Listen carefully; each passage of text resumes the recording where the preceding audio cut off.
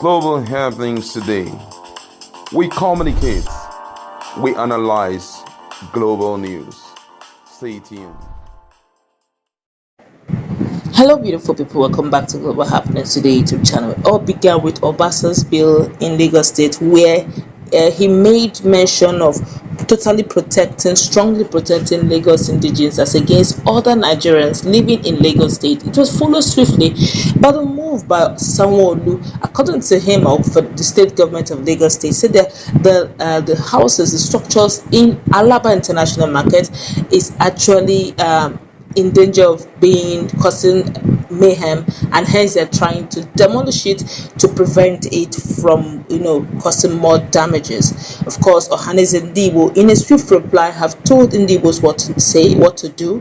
I'm going to give you a quick recap of what he did said concerning the matter. And of course, in recent time, Dokubo had spoken to the president right now, Dr. Tinubu, insisting that releasing Mazi Nnamdi Kanu is rewarding criminality. And a strong Igbo group have decided also, in fact, not just Igbo group, to make matters interesting, not just an Igbo group, but a National Youth Council of Nigeria have decided to come for Dokubo for what he's got to say. We're going to wrap all this very quickly into a quick recap of what is going on and what is going on as at now. It happened some few hours ago, and as at now, like and subscribe to our channel if you have not done so already by clicking on the red subscribe button beside it with the bell notification icon. Please go ahead, click on it to get notified as soon as we update our channel on YouTube very quickly. In a quick reply, Ohanes Ndibo have told Igbos living in Lagos. He said Ohanes has already told Igbos to relocate their headquarters of their businesses back home to have a fallback position when politics are targeted against them. Quote him word for word, said our republicanism should end in the southeast. They should not take it to Lagos. Some people threaten Igbos to leave Lagos, but we won't leave any part of Nigeria for anybody because we have contributed to the development and building of economies with every state and local government in Nigeria. And of course, in quick succession, the National Youth Council of Nigeria, NYCN, has cheated Niger Delta leader and former agitator Asari Dokubo for kicking against the call for the release of the leader of the indigenous people of Biafra, that's Mazi Nnamdi Kanu. Now, the Vice President Southeast Ambassador Smart Ukwaku, in a statement, said Dokubo should be the one behind the bars. That's quite deep. He reiterated the call for Kanu's release to President General of Ohanes Ndibo, Chief Emmanuel Nwanyawu, with terms and conditions for the nation's security, peace, unity, and progress. He didn't stop there.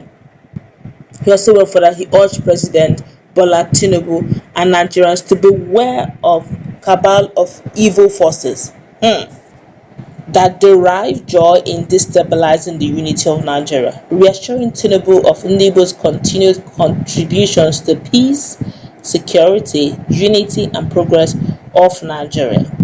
The statement reads in part, and I quote, our attention has been drawn to the statement credited to Asari Dokubo, a militant who, among other things, stated that Mazi Nnamdi Kanu is a criminal and should not be released. It is reasonably suspected that a call by Igbo youth leaders and stakeholders to release Nnamdi Kanu made Asari Dokubo to make such a statement.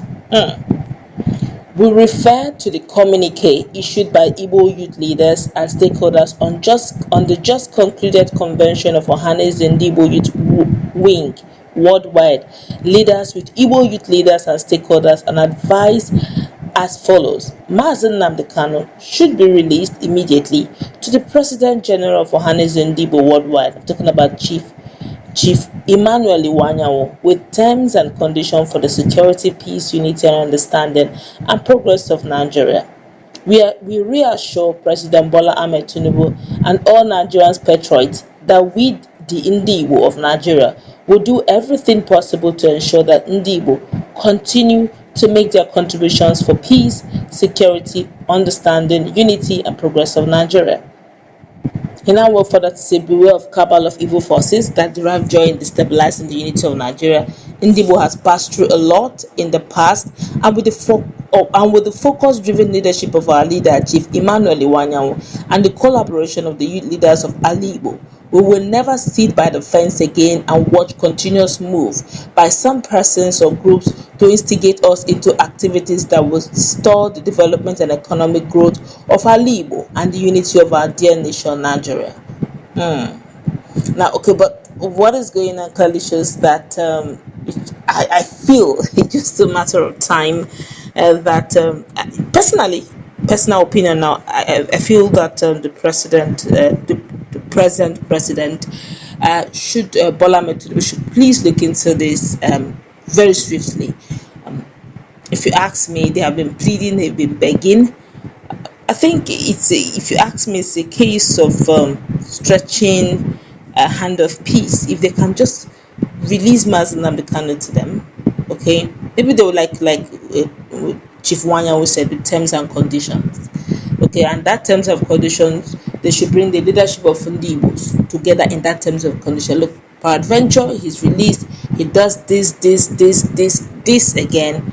The government of the Federal Republic of Nigeria will have to hold all of you responsible for that, so that when eventually they release Mazi Nnamdi Kanu to them, they will be the one now to ensure that Mazi Nnamdi Kanu does not do this, that, and this. All right, that's my personal opinion now. But now a lot of Nigerians have been wondering. All of a sudden, someone like Asaro Dokubo is making press releases in Asorok, but then again, if your person is in the corridor of power, unfortunately also you're also in the corridor of power. There were some strong statements that Asari Jacoba made against the military, made against the Navy. One or two of them, like Navy, have told Asari Jacoba to please go ahead and mention names, okay? And military have also responded by saying no scapegoats will be spared, anyone caught in the act. So you now see that Nigeria is going through a lot, and should I call it deliberate act of stylishly removing a particular region, or it may not be deliberate, it could just be negligence, it may just be foresight, something that no one Siwaji didn't take note of. But over time, people have been saying things, but it's now left for Siwaji now to prove them all wrong, that he is a president for all. Okay, because if this continues, I fear for the spirit of marginalization. I fear for that spirit of, okay, maybe now look at what Ohaneze is saying, said going forward. Ojukwu did mention this sometime to Southeasterners, sometime many years ago.